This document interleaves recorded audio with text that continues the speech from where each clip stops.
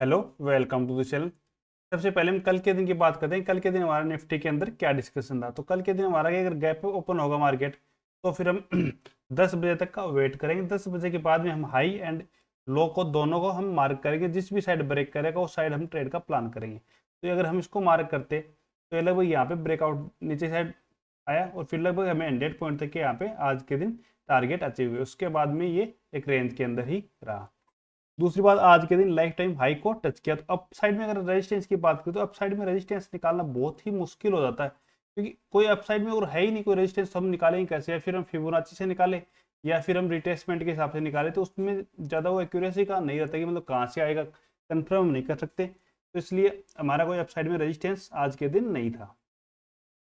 तो दूसरा, अगर हम कल के दिन की बात करें, कल के दिन हम कैसे काम कर सकते हैं, तो सबसे पहले तो मैं ये नीचे साइड में सपोर्ट की साइड में ये हमें ट्रेड लाइन दिखाई दे रही। तो फर्स्ट लो अब इसका ये हुआ, उसके बाद सेकंड लो यहाँ पे बना, अब ये यहाँ पे बना, तो मतलब लोअर हाई यहाँ पे बना रहा है। तो ये अगर इसको सपोर्ट लिया आज के दिन, तो कल के दिन भी अगर इससे सपोर्ट लेगा तो अप साइड में जा सकता है, या फिर इसको नीचे साइड में ब्रेक करता है तो नीचे की साइड में आ सकता है। तो हमें ट्रेड का प्लान क्या करना है? अगर इस ट्रेड लाइन से अगर जब तक ऊपर रहेगा, हमें कोई भी पुट की पोजीशन की ट्राई बिल्कुल भी हमें नहीं करनी, हमें वेट करना है। दूसरा, अगर फ्लैट ओपन होगी, इस स्विंग को ब्रेक करता है अप साइड में, जो हमारा लगभग 25,450 का है, तो भी हम यहाँ पे कॉल की पोजीशन की ट्राई अप साइड के लिए हम कर सकते हैं, जिसके टारगेट हमारे लगभग 25,600 तक के हमारे इसके अंदर टारगेट रहेंगे।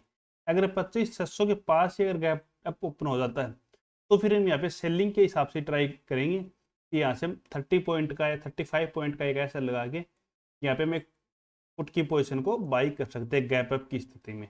अगर गैप डाउन ओपन होता है तो फिर हम आज की तरह ही प्राइस एक्शन का वेट करेंगे, या फिर 10 बजे तक हम वेट करेंगे। 10 बजे के बाद हाई एंड लो को मार्क करेंगे, उसके बाद जिस भी साइड ब्रेक करेगा उस हिसाब से हम ट्रेड का प्लान करेंगे। अभी चलो हम बैंक निफ्टी में वो देख सकते हैं कि बैंक निफ्टी के अंदर हम कैसे काम कर सकते हैं, क्योंकि आज के दिन बैंक निफ्टी ने लाइट टाइम हाई बनाया है और निफ्टी ने भी बनाया है। तो बैंक निफ्टी की अगर हम बात करें तो बैंक निफ्टी देखो कंप्लीट डे की रेंज के अंदर कोई मूवमेंट इसके अंदर नहीं आया। निफ्टी के अंदर एक अच्छा खासा मूवमेंट आया। तो मूवमेंट आने के पीछे कारण क्या है, निफ्टी के अंदर कैसे आया?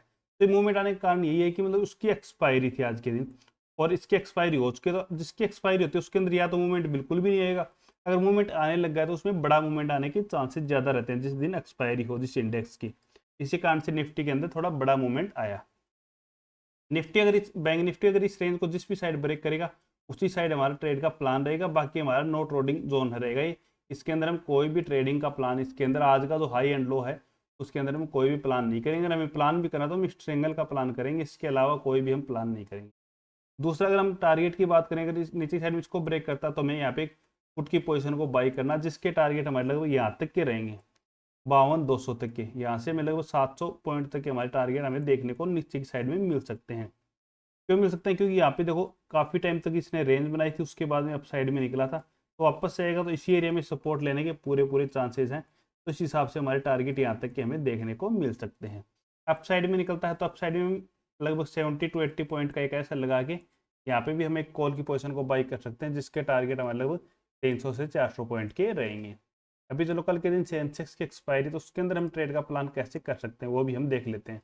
तो जिसकी एक्सपायरी होती है उसके अंदर का प्लान हमारा थोड़ा अलग रहता है, कि उसके अंदर हम नॉर्मली डे की तरह काम नहीं कर सकते, उसमें थोड़ा अलग तरीके से देख के काम करना पड़ता है, क्योंकि उसके अंदर सेलर और बायर दोनों को वो देखता है कि मतलब सेलर उसके दिन मार्केट को जाने की ज़्यादा नहीं देता है, या फिर बड़ा मूवमेंट यहाँ पे आता है। तो यहाँ पे अगर कल के दिन इस रेंज के अंदर कहीं भी ओपन होता है तो सबसे पहले हमारी ट्राई रहेगी कि अगर इसके बीच में मिले तो हम स्ट्रेंगल ही बनाएंगे।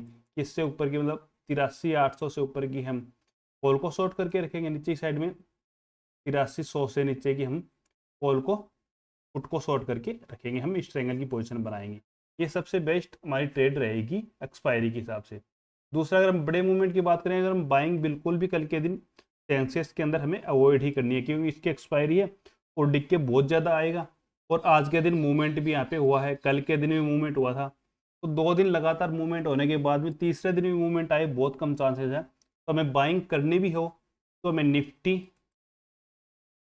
या फिर बैंक निफ्टी, इन दोनों के अंदर करनी है। अगर हमें सेलिंग करनी है तो फिर हम सेंसेक्स के अंदर कर सकते हैं ट्रेड, क्योंकि सेलिंग के अंदर डिके का फायदा मिल जाएगा। लेकिन अगर हमें बाइंग करनी है तो हमें इन दोनों को ही चॉइस रखनी पड़ेगी, इन दोनों के अंदर ही हमें बाइंग का प्लान करना है। इसके अलावा हमें सेंसेक्स को अवॉइड ही करना है कल के दिन। दूसरा, अगर गैप डाउन ओपन होता है तो फिर हमें वेट करना है, कोई प्राइस एक्शन बनाएगा हाई एंड लो को, इसमें हम ये करेंगे गैप डाउन ओपन हो गया लगभग 10 बजे तक या फिर 9:45 तक हम वेट करेंगे, और जो भी हाई एंड लो होगा उसको मार्क करके रखेंगे, और हम अगर उसके बीच में अगर हमें मिलेगा तो हम इस ट्रायंगल की ट्रेड बनाएंगे, फिर स्ट्रेडल बना सकते हैं, और जिस भी साइड में ब्रेकआउट या ब्रेकडाउन देगा उस साइड की हम पोजीशन को एग्जिट कर देंगे, या फिर उसके अंदर हम एडजस्टमेंट भी कर सकते हैं। Okay, thank you.